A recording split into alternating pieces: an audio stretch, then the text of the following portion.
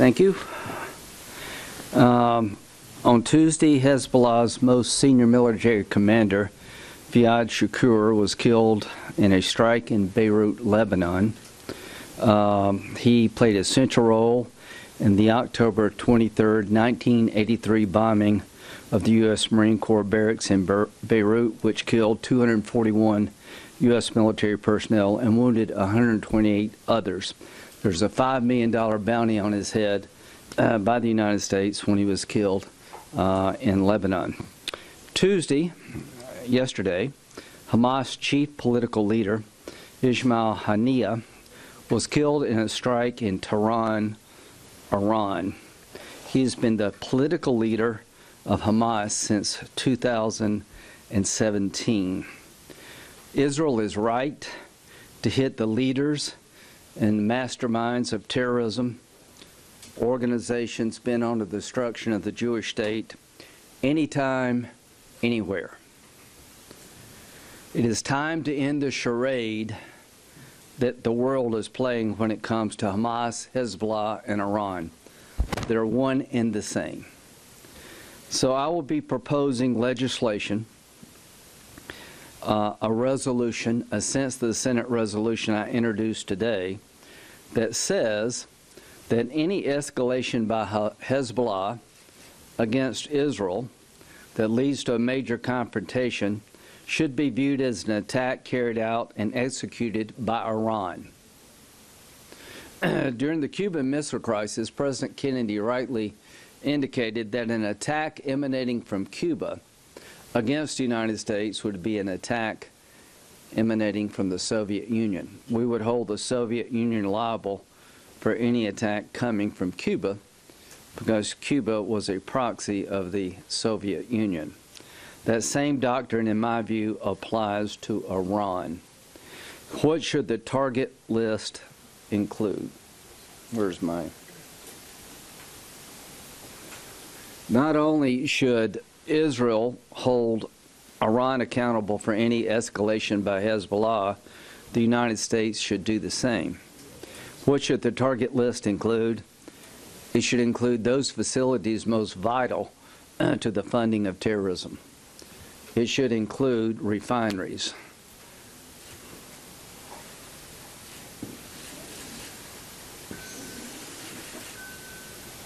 If Hezbollah attacks Israel, it's my hope they will have one less refinery than they do today.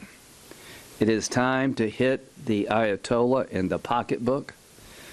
His oil refineries are the lifeblood of his regime. Without those refineries, they would not be able to fund terrorism. So I am going to ask the body to take up this resolution in September and see where the Senate is on the idea that Iran and Hezbollah are the same. Without Iran, Hezbollah has no money, they have no technology, no weapons to wage war against Israel. I just read the Director of National Intelligence report regarding the status of the Iran nuclear program. It was unnerving, and I would urge every member of the House and the Senate to read it. The advancements made by the Iranian regime regarding weapons-grade plutonium is unnerving. Their ability to enrich to weapons-grade is now a matter of weeks, not months. Their ability to weaponize the material has advanced, and it is now time for Congress to lend their voice to the proper response. Today, I'm introducing a resolution that would authorize the use of military force by the United States to stop an Iranian nuclear breakout. The resolution would be triggered if the President determines that Iran possesses uranium enriched to a weapons-grade level, a nuclear warhead, or to possess a delivery vehicle capable of delivering a nuclear device against Israel or other allies of the United States. Iran will keep going until somebody tells them to stop. It is time to put red lines on their nuclear program. The idea of ambiguity is not working. As we talk about their program gets larger and more lethal.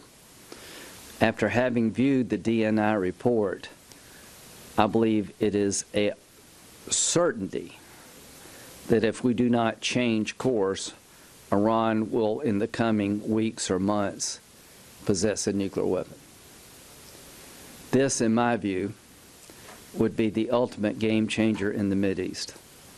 The response of the Arab world would be to acquire their own nuclear device, would have a nuclear arms race in the Mideast, in many ways would be on the road to Armageddon.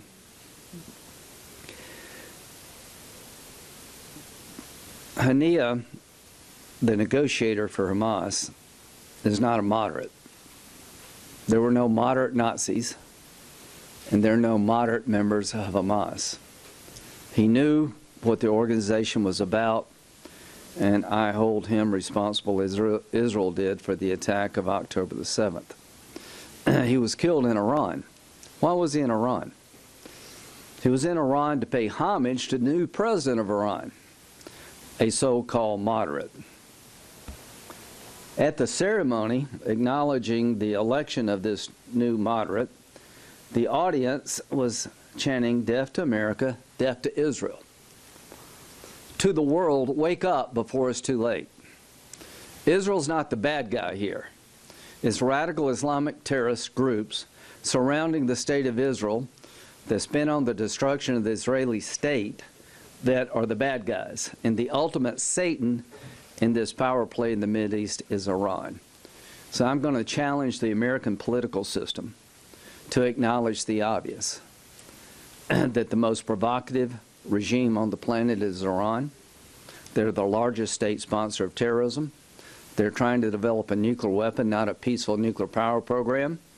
They're bent on the destruction of Israel and eventually us. It is now time to put them on notice, hold them accountable for their proxies, and make them pay a price for the discord they've created in the world, particularly the Mideast. These 12 young children who were killed on a soccer field were killed by the Iranians. Hezbollah was the agent of the attack. October 7th slaughtering of 1,200 Jews was done by the Iranians to Hamas. So our friends in Israel, if you hit by Hezbollah, strike hard, strike lethal, and include Iran on the target list. Be glad to